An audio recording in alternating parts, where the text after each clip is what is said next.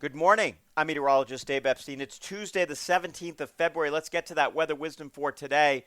I'd say the big thing I want to talk about today is the fact that I just don't see any real warming in sight in terms of, getting well into the 40s or anything like that. As a matter of fact, I think temperatures, the highs that I was talking about even a week ago, look to me to be about 3 to 5 degrees colder as we're getting closer. And this is one of the issues with long range forecasts, of course, is that you look at something a week out and you get an idea, hey, it's not going to be super cold, and it's not.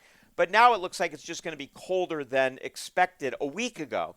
Not a surprise that we're seeing a change in the forecast, but I know for some of you, not really liking it. Skiing, though, continues to be amazing because temperatures are so cold relative to average. We're at or a little below average, and this is going to keep the snow cover around. I actually did more cross country yesterday, was pretty thrilled with it. It was a little soft in the afternoon with that sun coming out. Now today, we're starting in the 20s, going into the 30s this afternoon. Watch for any patchy flurries or freezing rain that occurred overnight or even this morning.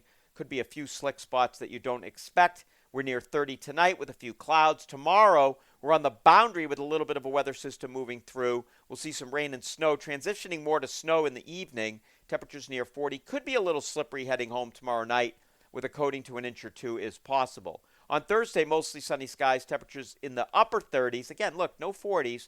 Friday, we cloud up, and I think we get some more snow, possibly mixed with rain or even all rain south here Friday night into Saturday. We'll see just how important that system becomes.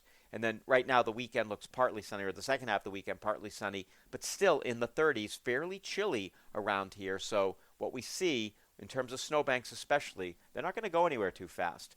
Have a great day, everybody.